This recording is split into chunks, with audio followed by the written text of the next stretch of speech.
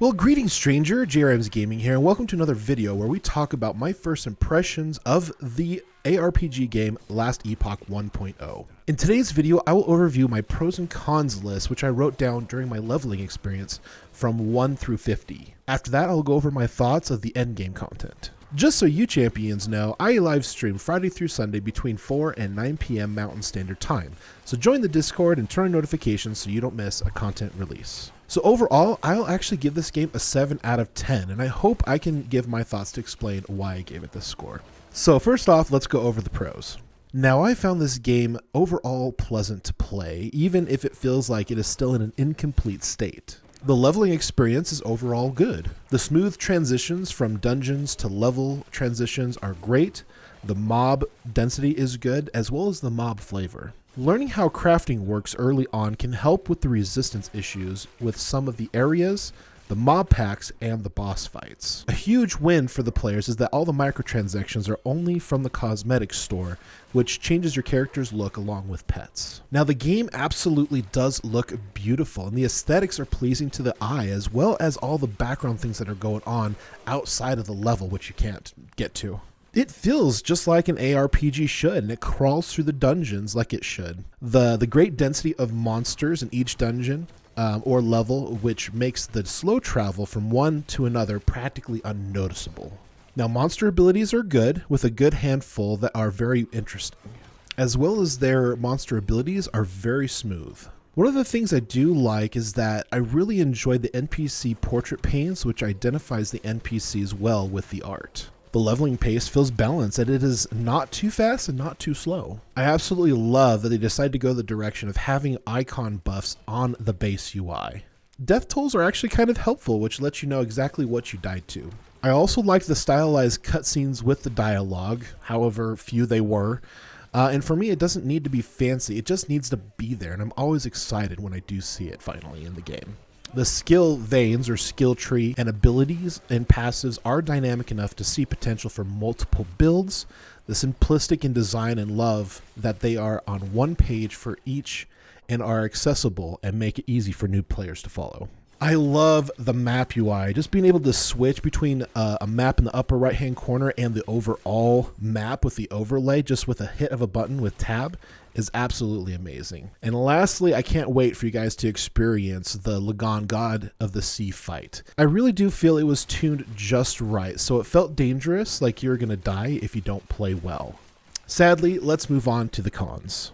I found it very striking that the game takes 2 to 3 minutes, sometimes longer, on the initial boot up, and sometimes it completely fails. Still quite a few bugs in the questing process, the quest lines, as well as the story feels non-existent. Some of the high density mobs, as well as their abilities, can just be overwhelming. The damage can be too high, and the high damage skills could be tuned a little bit better. Another big problem with many ARPGs is there's just too much unnecessary gear that drops that doesn't apply to your character or even your build. I think it's really difficult for part-timers such as myself to figure out if an item is good or not, or if it's a bad item, or if it's an upgrade, or if it's a side grade. There's just so many prefix and suffix roles that it makes the items feel overwhelmingly difficult to understand. Some of the boss fights are interesting, however, some of the abilities used against your character don't always match the character that you are playing, and so sometimes it does impact the way that you play, and depending on if you are a melee character that does need to stay within range in order to do damage, and there's just pools just being thrown on top of you, it does punish the player a little bit if you play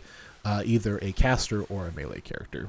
It also seems that some of the boss fights, the abilities are either super slow and very easy to dodge and to maneuver around, or they're super duper fast and you have little to no way to know what's going on or if it's going to hit you.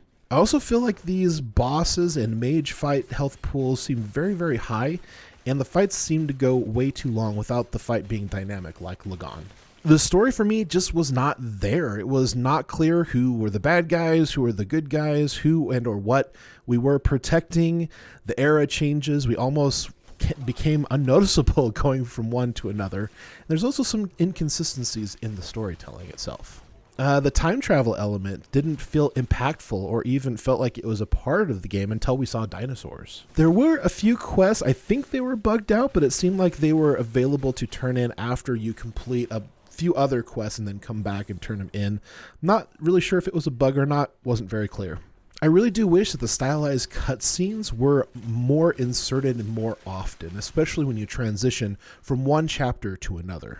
And with no major cinematics or any kind of like extra storytelling in between chapters, the story felt very disjointed, and I was surprised when I was all of a sudden in a new chapter. While the music was mostly good, but a lot was forgettable, it did not seem that they were all part of the world, and seemed like they were very well themed for each area that you went to, unless you were in a camp. Ability bugs. Oh my goodness. Warpath ability bugs. Characters being frozen in place.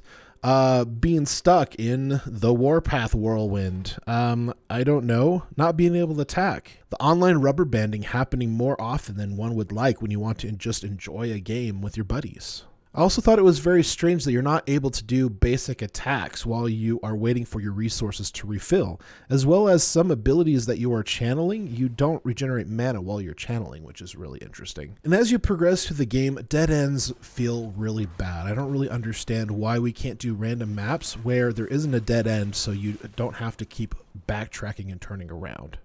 Monoliths felt more like regular questing and more of the same, just leveling in smaller areas with some slight differences. Now dungeons, some of them were more interesting than others. Some were more straightforward, while others you had to explore and use some Googling to make it make sense. And the few I experienced were very buggy, even sending my character into the orange zone where I couldn't move, do anything, I couldn't teleport, I could not return to town, and I had to relaunch it in order to park my character back at town. Arenas were probably the most interesting out of all of the endgame content. It is similar to the echoing Scream endless dungeons that I experienced in Diablo 3.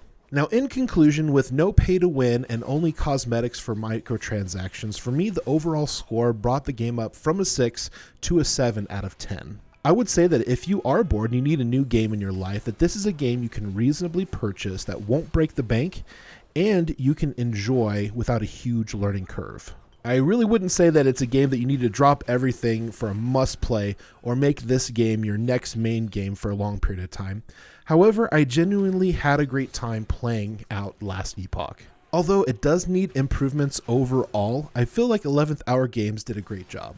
Thank you so much for watching today's video. As you check out these other videos on my channel and you feel like I have earned your support, consider hitting that red subscribe button, turning on your notifications, like and share this video with family and friends, and lastly, leave me a comment with how much you enjoyed the video and with feedback on how I can make these videos even better for future fans such as yourself.